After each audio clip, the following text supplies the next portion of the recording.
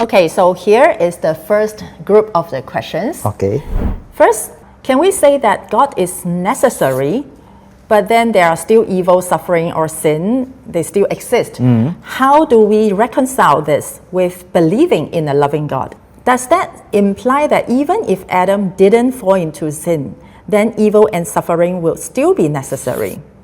Another question, is it okay to think that necessary evil and suffering need to exist? As I believe without them, we will eventually think having God is not necessary. So even God is not necessary.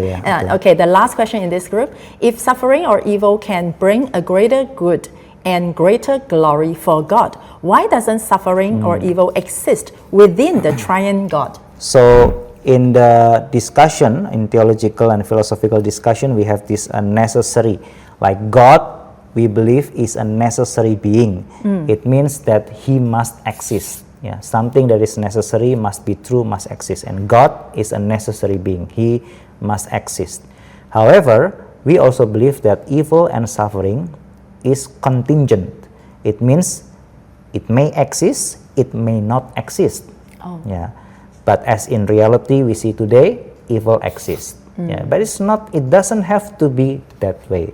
Although true, if you ask about the model of evil as means, this is the model that is proposed by Irenaeus and then John Hick, modern theologian who believe in evolution.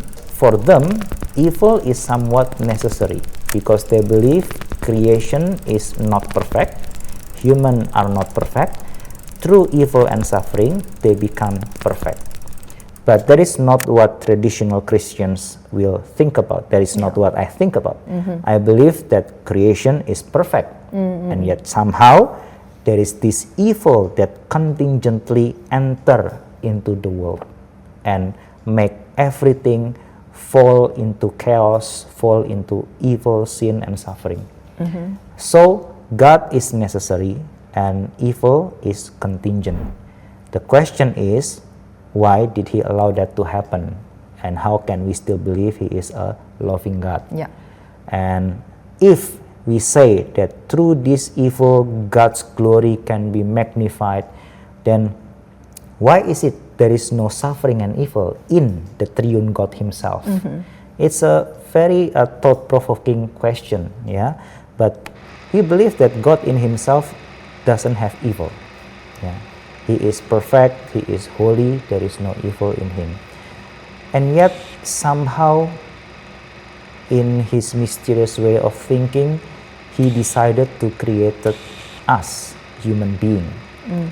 Created these creatures in His image so that He can share His glory.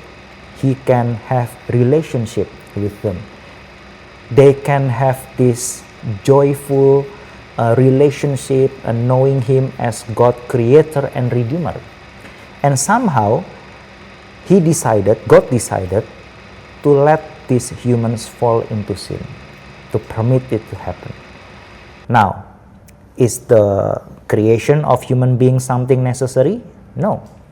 God doesn't need us. So us being created is contingent.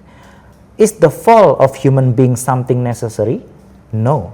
Our fallenness is also contingent because there is our rebellion against God. And the next question is, when we fall, does God have to save us?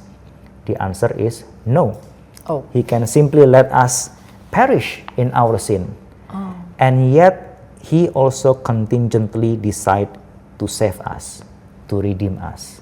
How? By allowing Himself to somehow being affected through the evil that we put into this world. Yeah, the second person of Trinity, the Son of God, took the nature of man so that He can suffer, so that He can experience what it means to suffer as humans, and He even take our punishment on the cross. He experienced death physically and also somehow spiritually, the feeling of being forsaken by God. So if you ask me, is there any suffering in the triune God? I would say not necessarily, because God triune God is already glorious. And yet when he decided to allow some creatures called humans to know him as creator and redeemer, then he decided to open himself to suffering, perhaps you can say to experience evil, the feeling of being forsaken by his Father. I also believe that somehow the Father will feeling somewhat losing his Son. And if there is not suffering, then I don't know what it is. Now, classically, people would hesitate to say that God can suffer, but I believe when we look at the cross, somehow we can say that God also affected, or experienced this kind of thing. He doesn't have to. He doesn't have to, but he decided. He let it happen so that he can save us. Now, I believe that is why I believe he is a loving God. Okay. So, to my digestion of your answer, God does everything to save us, not out of the necessity. Yes, that's but correct. Out of his love. Out of his love. Purely out of his love. That's correct. Even though that cost him something. Because in order for God to save us, it doesn't simply he wave his hand and then everything is done, but it has to cost him something that he doesn't have to do, he doesn't have to pay, he doesn't have to give to us, but he also contingently decided to give it to us so that we can be saved. Okay, thank you. Thank you.